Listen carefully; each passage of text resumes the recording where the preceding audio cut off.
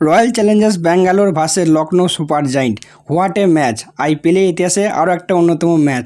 ইতিহাসের আইপিএলের ইতিহাসে থার্ড হাইয়েস্ট রান চেস করলো আরসিবি। যখন লখনৌ ব্যাট করে 227 করেছিল, সেখানে অসাধারণ ঋষভ পান্তের সেঞ্চুরি ছিল।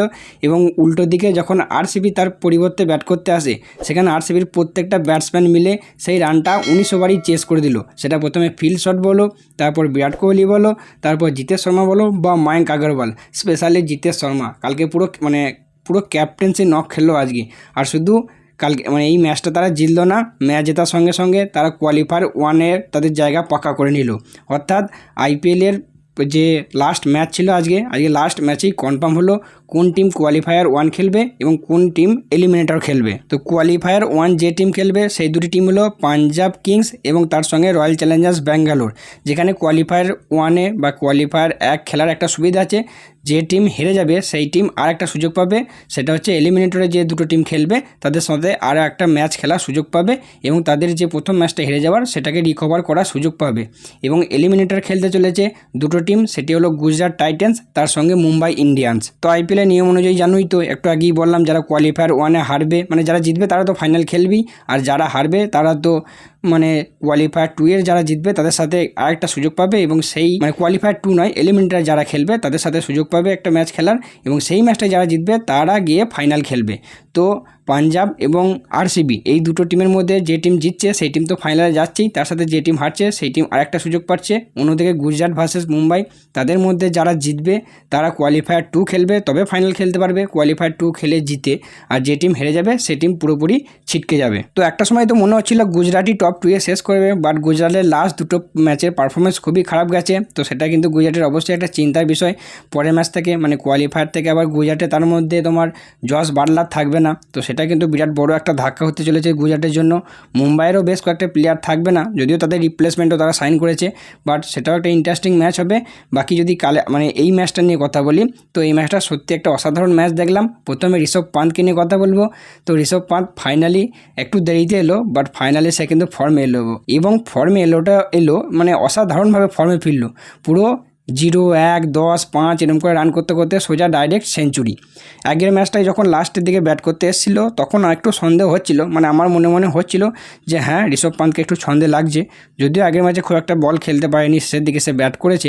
বাট আমার কিন্তু পার্সোনালি মনে হয়েছে ঋষভ পান্ত পরের ম্যাচে রান করবে।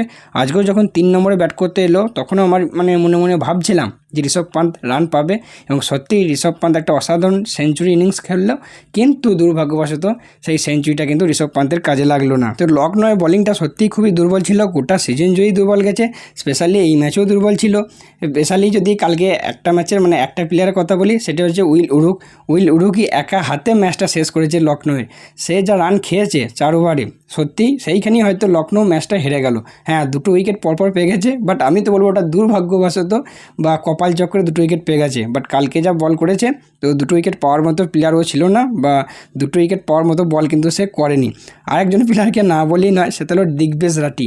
সত্যি প্লেয়ারটা নিয়ে যতদিন দেখছি ততদিন আমি ওকে খুঁজে পাচ্ছি না সে কোন কোয়ালিটির প্লেয়ার বা তার কি মেন্টালিটি। প্রথম বছর আইপিএল খেলছে, একটু নার্ভাস থাকা দরকার, একটু টেনশনে থাকা দরকার, একটু ভয়ে থাকা দরকার। বাট সে যে প্রতি ম্যাচে যে হারে তার কীর্তিকলাপ দেখাচ্ছে, এক সময় দেখে হাসিও পায়। আজকেও যখন লাস্টের দিকে বল করতে এলো, তার লাস্ট ওভারটা প্রথম উইকেট পেলো, তারপর সেই সেলিব্রেশন, ঠিক আছে সেলিব্রেশন করলো, বাট তারপরেই জানতে পারলো সে নো বল করেছে। আবার সেই একই ওভারে সে একটা উইকেট পাচ্ছিল না বলে খারাপভাবে একটা রান আউট করতে গেল, যেটা নন স্ট্রাইকারে জিতেশ শর্মা ছিল, তাকে কিন্তু রান আউট করতে গেল।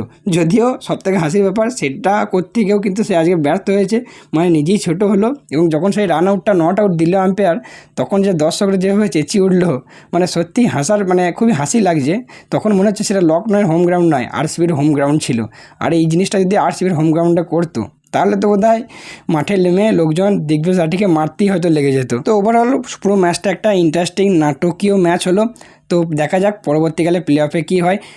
গত কয়েক বছর নয়, গত 18 বছর ধরে যে পয়েন্টস টেবিলে যে দুটো টিম 1-2 ছিল, বেশিরভাগ বছরই 1-2 বছর বাদ দিয়ে বেশিরভাগ বছরই 1-2 যারা ছিল তারাই কিন্তু কাপ পেয়েছে। তো এবারে যদি সেটাই হয় তাহলে কিন্তু আমরা একটা নতুন চ্যাম্পিয়ন্স দেখতে চলেছি। আইপিএলে যে একঘেয়েমি হয়ে গেছিলো, যেখানে মুম্বাই 5বার কাপ পেয়েছে, চেন্নাই 5বার কাপ পেয়েছে, মানে কলকাতা 3বার কাপ পেয়েছে, সেই যে একটা একঘেয়েমি চলে আসছিলো। বাট এবারে যদি সেই জিনিসটা হয়, মানে পাঞ্জাব বা আরসিবি কেউ পায়, তাহলে কিন্তু আমরা একটা নতুন ক্যাপ্টেন নয়, নতুন চ্যাম্পিয়ন্স টিম দেখতে চলেছি। স্পেশালি আমি বলবো, তুমি যে টিমেরই ফ্যান হও, আশা করি সেটা ভালো লাগবে। স্পেশালি যদি সেটা আরসিবি পায় বিরাট কোহলির জন্য, অবশ্যই কিন্তু আরও ভালো লাগবে। বাকি দেখা যাক পরবর্তী ম্যাচে কী হয়। তো আজকের ম্যাচটা এতটাই, মানে আজকের ভিডিওটা এতটাই, ভালো লাগলে লাইক করে দিও। সো চলো, দেখা হচ্ছে পরবর্তী ভিডিওতে।